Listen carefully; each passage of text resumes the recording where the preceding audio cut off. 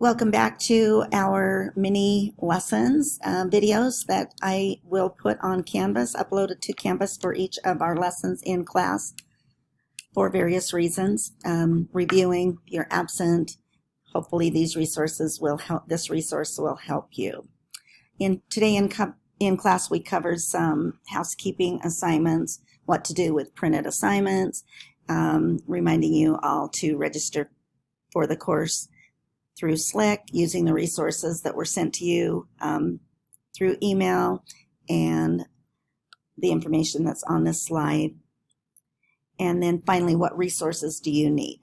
You will need to bring a Chromebook to class each day and bring a 3-ring binder to keep the resources that I give you for each unit.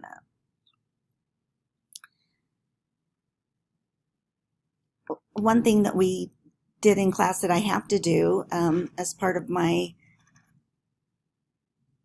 connection to Salt Lake Community College is show you a welcome video. So by clicking on this link, it will take you to their video that they want you to watch. So if you are away from the classroom, make sure you click on this link. Also, this slide goes over what we are covering in class today. The only thing that I don't have on the PowerPoint is the fact that we are taking pictures the last 15 minutes of class. So if you are absent, there will be a makeup day, or you can figure out a way tomorrow on B-Day to slip down during the day when they take, when those English classes are going to the tech center to take pictures. So one of the things that we will do in this class is learn how to things, how to write, how to research, how to write good essays. And those are going to be at the beginning of class, mini lessons on lots of how-to things. And we will take notes on them and actually practice occasionally writing some of the techniques that we talk about. Those assignments will be labeled as academic notes. I grade your participation in them more so than the quality of your work. But one of the things I want you to do is learn how to take good notes and detailed notes. So a few times at the end of each unit, I will have you submit your academic notes and in order to get credit for them. So they will be on separate sheets of paper that I distributed in class. If you're not here, make sure you get some of those papers to take notes on when you return next time. So today's mini lesson is entitled Writing Style. What I did in class is illustrate a great writer, Ernest Hemingway, his style. We read through his version of an image that comes from from his book In Our Time. And then I crucified it by taking away any kind of style and just telling what he said. So this is my horrible example of what not to do when you are trying to create your own style. Flannery O'Connor, some of you may have studied her last year in your 11th grade American Lit class. She grew up in the South, was a modern writer. She said writing is very seldom a matter of saying things, it's a matter of showing things. And Mark Twain talked about the difference between the right word and the almost right word is the difference between lightning and the lightning bug, which is completely different. So 2 things to think about with style is how appropriate is my language for the setting, and finally, how clear am I in projecting to the reader? So what is your style? Writing style is determined by choices you make when you write, how well you extend the use of grammar in your writing, how well you reach and connect with readers, how well you reveal versus hide ideas, and your ability to be creative, poetic, and enjoyable to read. So ways that we can become better showers of our work is through showing details. You'll notice each of these bullet points are important ways to improve your style. the students in class took notes on them, so please read them carefully. So to illustrate style in your resource booklet, remember that's the booklet that is stapled, I included 2 things that I have written with completely different styles. The first one that you will look at is entitled, What is an Essay? As you look at that and read my answer to that question that a lot of students ask in this class, I want you to pay attention to my style, how I wrote it. Is it what you thought it would be from that topic? The second one that I would like you to read is a completely different style. It's something I wrote 10 years ago, entitled The Reason I Write. So pay attention to those, figure out the audiences for both of them and whether or not the style fits the intended audience. And then what I'd like you to do is go back to your own response from day 1 where you talked about learning styles. And in that, on your response, I'd like you to look at your own style. And with a sticky note, don't write on your paper, but on a sticky note that you will attach to the paper before turning it in today. Talk about, now if you'd had this lesson before you actually wrote it, what would you do differently? Is your style correct for the audience? Is it boring to read? You're just assessing, looking, and reflecting about what you wrote. And then we turned in your assignment. Another thing to think about is style, is what academic style to use. We use MLA in this course, and in the module section of Canvas, I have included a detailed handout on MLA that you can reference all throughout the semester.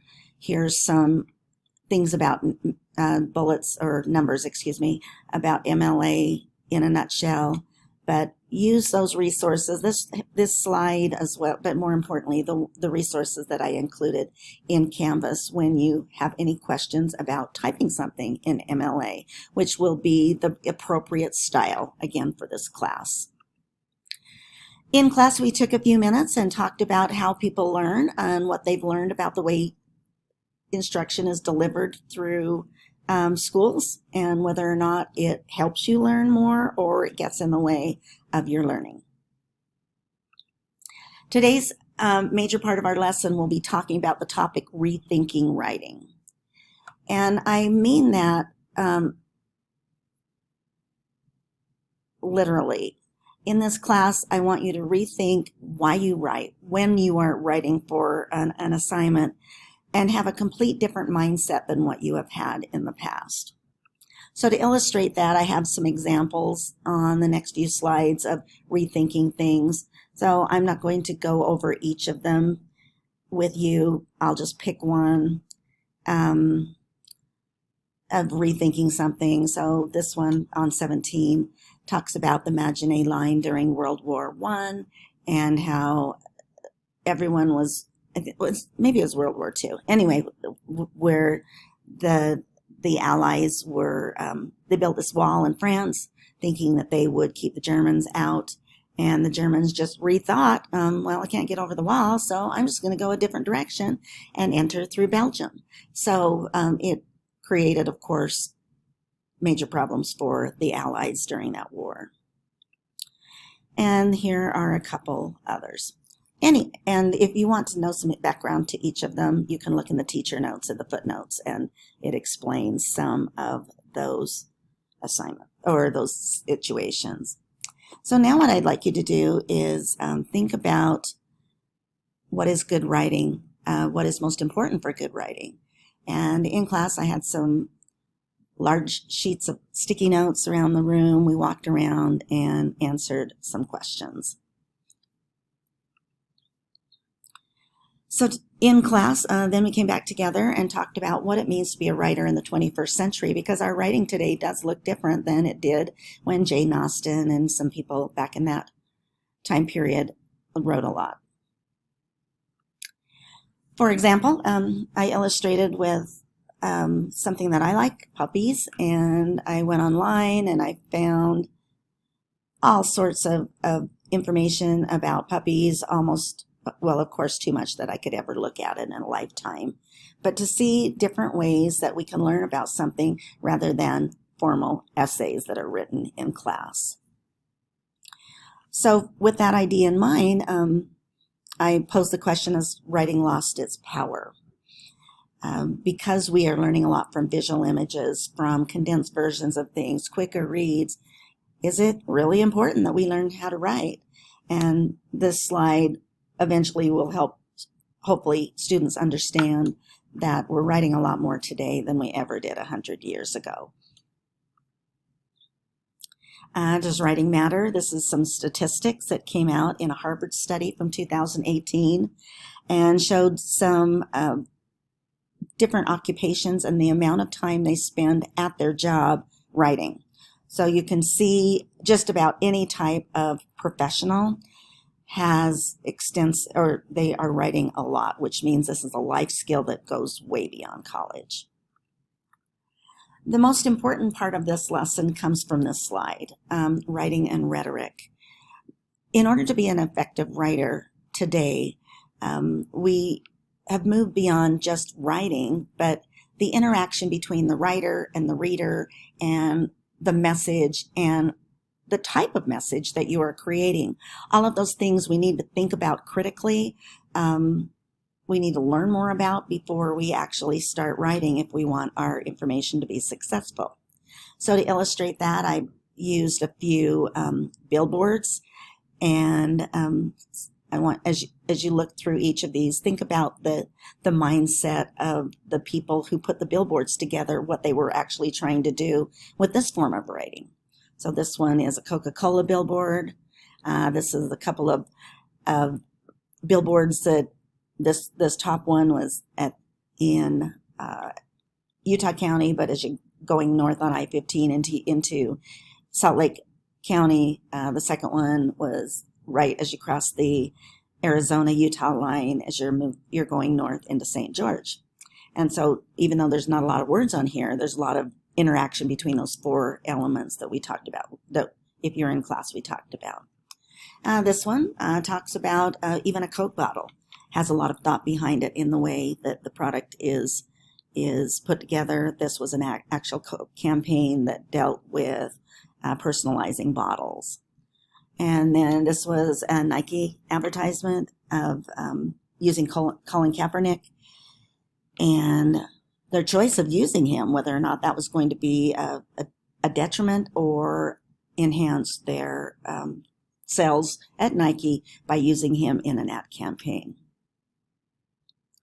So finally, that leads us to your homework assignment, which is, and this I'm going to give you a couple of days. Please look on your disclosure and find out how, I think it's in 2 class periods this is due, but I've included a link to a video of business professionals and how they write. And then what I'd like you to do is avoid your parents, but find 2 adults, and avoid grandparents if you can. I'd like you to actually talk to people that make you a little bit uncomfortable, and please don't pick 2 people who do the same thing. So don't go bother your teachers, 2 teachers here at school. So find 2 adults that you can interview and find out what kind of work they do at their job and how much time they spend on writing. So I've included some questions that you could ask them. This is very informal. You're not recording the interview at all. Of course, you're going to take some notes because ultimately you're going to double space 1-page type response, which means a paragraph of each one. What you learned about people and their jobs and how much they are writing at work, which is going to be a really interesting conclusion that you will find that writing isn't something we just do in English classes. It happens in careers all the time. So that's our lesson. So we'll see you next time. Thank you.